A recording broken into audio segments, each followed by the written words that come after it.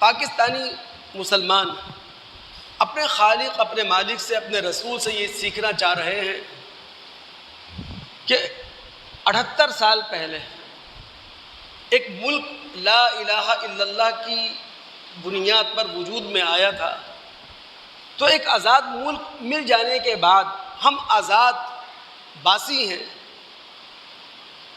تقاضے کیا ہے آزادی کے؟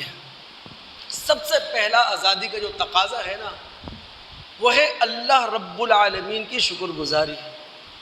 اللہ رب العالمین نے بہت بڑا انعام ہم پاکستانی مسلمانوں پر کیا ہے۔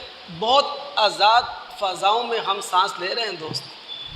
ایماندارانہ بات اگر میں کہوں، یہ تو ہماری اسٹیبلشمنٹ نے ہمیں فرقہ وارانہ فسادات میں ڈال دیا ہے۔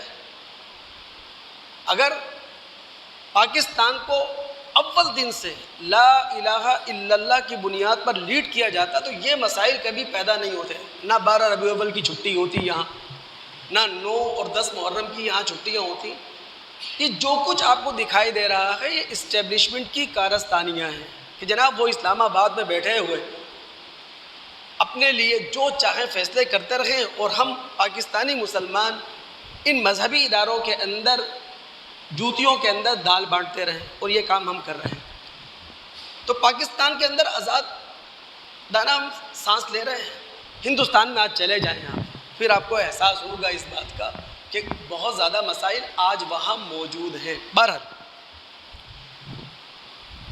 شکر کہتے کسے ہیں؟ نعمت کے احساس کو، نعمت کے اظہار کو۔ اب جو بات میں آپ کو بتانے جا رہا ہوں نا، دماغ کی حضوری کے ساتھ سنیے، اور اللہ تعالیٰ ہم تمام پاکستانی مسلمانوں کو اپنا شکر ادا کرنے کی توفیق عطا فرمائے۔ میں نے کبھی آپ کو بتایا تھا، ایک عربی مثال ہے شکور کا لفظ سمجھانے کے لیے یا شکر کا لفظ سمجھانے کے لیے۔ عرب لوگ کہتے ہیں دابۃ شکور۔ ایسے چوپائے کے لیے عرب لوگ دابۃ شکور کا لفظ استعمال کرتے ہیں جو چوپایا اپنی فربہی کے اعتبار سے اس بات کی نشاندہی کر رہا ہو کہ جناب مالک نے اسے خوب کھلایا پلایا ہے، مالک نے اس کی خوب حفاظت کی ہے۔ یہ پاکستان، ہم پاکستانی مسلمانوں کے لیے دابۃ شکور ہے۔ اللہ رب العالمین نے یہ پاکستان جو دیا ہے، اس کا جغرافیہ کتنا ہے؟ 7,96,096 مربع کلومیٹر۔ چاروں موسم ہیں، سردی بھی ہے، گرمی بھی ہے، خزاں بھی ہے، بہار بھی ہے۔ میدانی علاقے ہیں جہاں ہم اپنے گھر بساتے ہیں۔ سونا اگلتی ہوئی زمینیں ہیں جہاں ہم اجناس اگاتے ہیں۔ دریاؤں کا جال بچھا ہوا ہے، برفیلے پہاڑ موجود ہیں، گلیشیئر، اونچے اونچے پہاڑ جو معدنیات کے ذخائر اپنے اندر چھپائے ہوئے ہیں۔ پاکستان کے جنوب میں بحیرہ عرب ہے جہاں پاکستان کا 1050 کلومیٹر کا ساحلی علاقہ موجود ہے۔ 25 کروڑ کی آبادی ہے، 60% نوجوان اور جوانوں پر مشتمل ہے۔ یہ اللہ رب العالمین کا انعام نہیں، دابۃ شکور نہیں تو کیا ہے؟ اب یہ آزادی ہم سے تقاضا کیا کر رہی ہے؟ ہم مطالعہ کرتے ہیں سورہ نحل کی آیت نمبر 112 113، لیکن جو مفہوم میں آپ کے سامنے رکھوں گا، جو ترجمے کا خلاصہ میں آپ کے سامنے رکھوں گا، وہ پاکستانی تناظر میں رکھوں گا۔ اللہ رب العالمین فرماتے ہیں وَضَرَبَ اللَّهُ مَثَلًا قَرْيَةً۔ اللہ تعالیٰ تمہارے سامنے ایک مثال پیش کرتا ہے مرکزی بستی کی۔ قریہ عربی میں مرکزی بستی کو کہتے ہیں۔ آپ اس اعتبار سے پاکستان کو مرکزی مملکت کہہ سکتے ہیں۔ 56 یا 57 اسلامی ریاستوں میں واحد ایٹمی پاور پاکستان ہے۔ اللہ رب العالمین ایک مرکزی ریاست کی مثال تمہارے سامنے رکھتا ہے۔ کانت آمنۃ مطمئنہ، وہ بڑے امن اور اطمینان کے ساتھ رہ رہی تھی، یعنی اس بستی کے پاس داخلی امن بھی تھا، اس بستی کے پاس خارجی امن بھی تھا۔ داخلی امن کا مطلب یہ ہے اس بستی کی معیشت مضبوط تھی، اور خارجی امن کا مطلب یہ ہے کہ اس کا دفاع مضبوط تھا، اس کی عسکری طاقت بھرپور تھی. یاتیہا رزقہا رغدم من کل مکان، ہر طرف سے رزق اس پر ٹوٹا پڑا تھا. پاکستان کی حالت یہ ہے کہ ہمیں باہر کی اجناس کی ضرورت نہیں ہے. اللہ رب العالمین نے جو ریاست ہمیں دے رکھی ہے وہ اپنی ضرورت کا سامان پیدا کر سکتی ہے، اور اگر کچھ چیزوں کی ہمیں ضرورت ہے تو فضائی راستے موجود ہیں، زمینی راستے موجود ہیں، سمندری راستے موجود ہیں. ان سارے راستوں سے ہماری ضروریات کی وہ چیزیں جو پاکستان میں پیدا نہیں ہو سکتی باہر سے آ سکتی ہیں. یاتیہا رزقہا رغدا من کل مکان فکفرت بانعم اللہ. لیکن اس بستی نے اللہ رب العالمین کے انعامات کی ناشکری کی، ناقدری کی. اب پاکستان کے تناظر میں ہم کیا ناشکری ناقدری کر رہے ہیں؟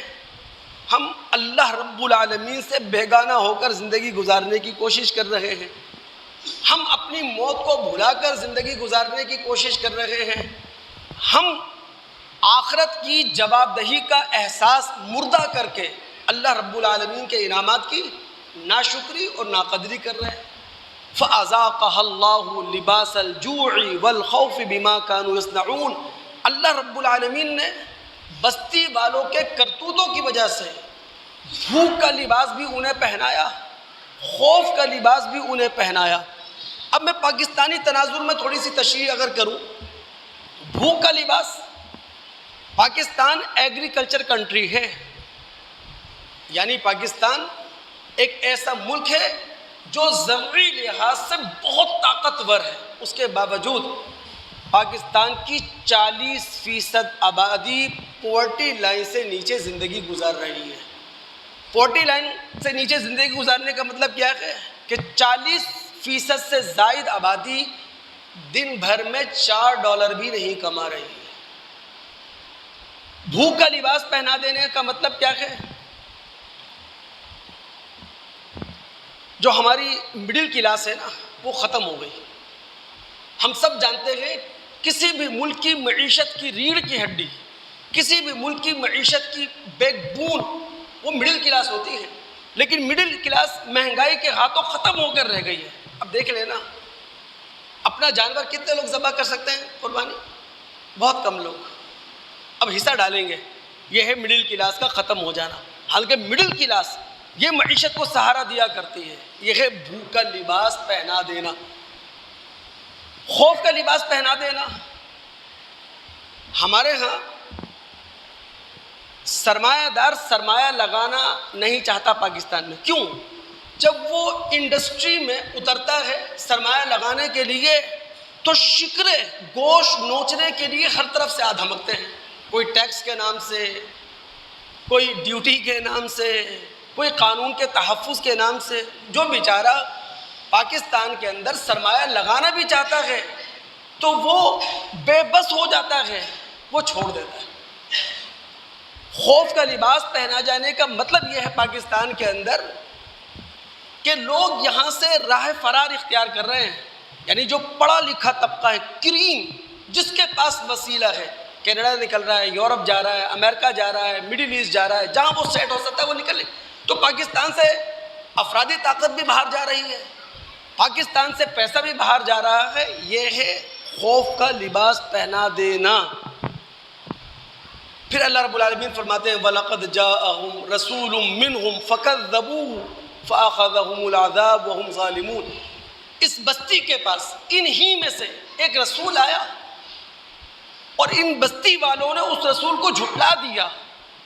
اللہ رب العالمین کے عذاب نے آ پکڑا اور یہ ظالم تھے. ہم پاکستانی مسلمانوں نے الحمدللہ رسول کی رسالت کا انکار نہیں کیا، نبی کی نبوت کا انکار نہیں کیا. یعنی ہم قولاً بھی انکار نہیں کرتے، اقراراً بھی انکار نہیں کرتے، لیکن معذرت کے ساتھ ہم پاکستانی محمد صلی اللہ علیہ وسلم کی نبوت اور رسالت کا عملاً انکار ضرور کرتے ہیں. یعنی عمل کی دنیا میں اللہ کے رسول کی نبوت اور رسالت سے ہمارا کتنا تعلق ہے. ہم گھروں میں چلے جائیں، جو سگے رشتے ہیں وہ ہم سے نہیں نبھائے جا رہے ہیں، جو خونی رشتے ہیں، جو خاندانی رشتے ہیں وہ ہم سے نہیں نبھائے جا رہے ہیں. جو اسلام کا خاندانی نظام زندگی ہے اس کو ہم سہارا نہیں دے پا رہے ہیں. ہم اپنے کاروبار میں اتر جائیں تو کاروبار کے اندر کتنی ایمانداری ہے ماشاءاللہ، کاروبار کے اندر کتنا انصاف ہے ماشاءاللہ، ہم سب جانتے ہیں. تو عمل کے لحاظ سے ہم نبی علیہ الصلاۃ والسلام کی رسالت کا انکار معذرت کے ساتھ ضرور کر رہے ہیں.